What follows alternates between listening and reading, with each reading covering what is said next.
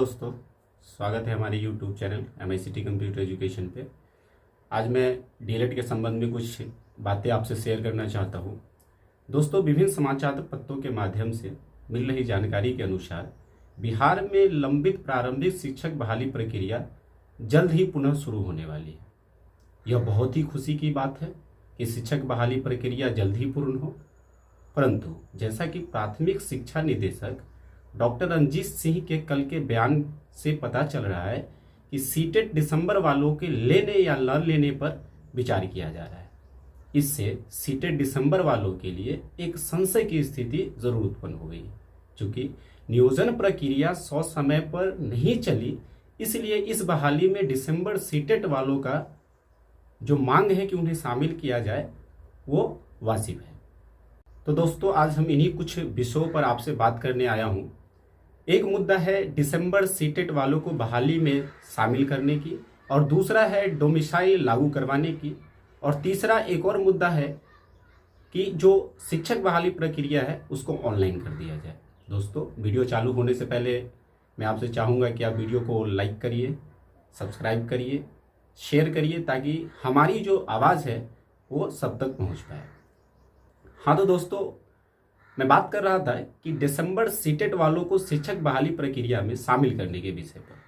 तो जहां तक मेरा विचार है कि यह मांग उचित है। इससे सभी रेगुलर डीएलएड, बीएड और एनआईओएस डीएलएड सभी को लाभ मिल पाएगा। चूंकि बिहार शिक्षक बहाली प्रक्रिया तो प्रतिवर्ष होती नहीं है, अतः अभी इन्हें शामिल न करने पर जो दिसंबर सीटेट वाले को एक लंबा इंतजार करना पड़ सकता है, जो शायद असहनीय होगा। शिक्षक बहाली प्रक्रिया के वर्तमान समय में एलिजिबल रहने के बावजूद शिक्षक बहाली प्रक्रिया से दिसंबर सीटेट वाले को बाहर रखना दिसंबर सीटेट वालों के लिए असहनीय पीड़ा का कारण बन सकता है। हम जानते हैं कि नियमावली 1 अगस्त 2019 से पहले की, चाहे वो सीटेट हो या टीईटी मान है, परंतु बहाली तो तय समय पर नहीं हुई। अगर बहाली तय समय पर हो गई होती तो आज यह सवाल नहीं रह जाता। अतः जब बहाली की प्रक्रिया को आगे खिसकाया जा सकता है, तो बहाली में नए नियम लगाकर दिसंबर सीटेट को मौका क्यों नहीं दिया जा सकता है। मैं आप तमाम रेगुलर डीएलएड, बीएड और एनआईओएस डीएलएड दिसंबर सीटेट पास दोस्तों से यह अपील करना चाहता हूं कि आप अपनी मांगों को सोशल मीडिया पर मजबूती से रखें। आज कोरोना काल में यह आपके लिए एक मजबूत हथियार साबित होगा, क्योंकि इस संकट की घड़ी में एक साथ अनेक लोग एकत्र तो नहीं हो सकते, परंतु एक साथ सोशल मीडिया पर अपनी बातों को मजबूती से रखकर हुक्मरानों को उचित अनुचित सोचने पर तो मजबूर किया जा सकता है ना। शायद इसके लिए कोई संवैधानिक प्रक्रिया भी नहीं अपनानी पड़ेगी। लोगों को रोजगार देना राज्य सरकार का कर्तव्य बनता है, और इसके लिए वे आवश्यक कदम उठाने को स्वतंत्र है। अब जो दूसरा मुद्दा है वह मुद्दा है डोमिसाइल का, जो बहुत दिनों से प्रारंभिक शिक्षक बहाली में समय पर उठाया जाता रहा है। यह मुद्दा भी अगर बिहार के परिप्रेक्ष्य में देखा जाए तो यथोचित है। जैसा कि प्राथमिक शिक्षा निदेशक डॉक्टर रंजीत सिंह जी का बयान आया था कि एनआईओएस डीएलएड के साथ साथ सीटेट उत्तीर्ण सभी शिक्षकों की संख्या मात्र 2 से 3 हजार है।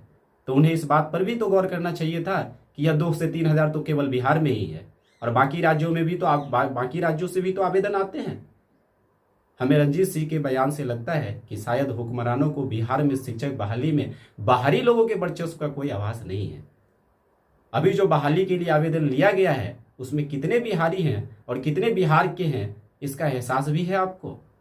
इतना ही नहीं, इससे पहले हुई शिक्षक बहाली में भी कितना अदर स्टेट वालों को बहाली किया गया है, हम तमाम लोग अच्छी तरह से जानते हैं। लेकिन हैरत की बात है कि सरकार के संज्ञान में यह कभी नहीं आया।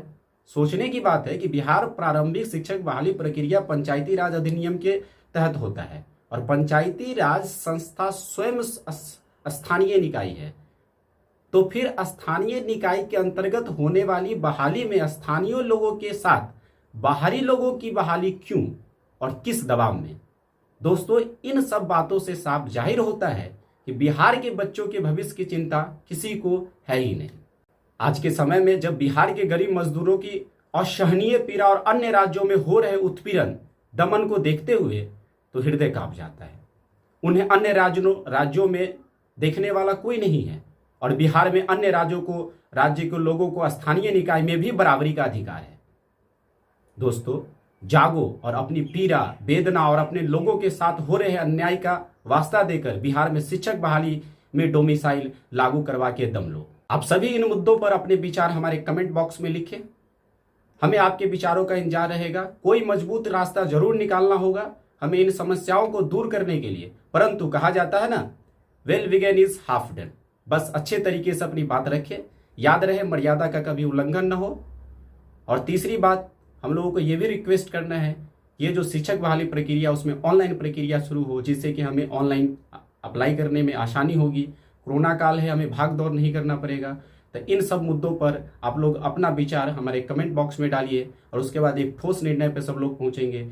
तो आज के लिए इतना ही है। वीडियो को लाइक करिए, सब्सक्राइब करिए, शेयर करिए।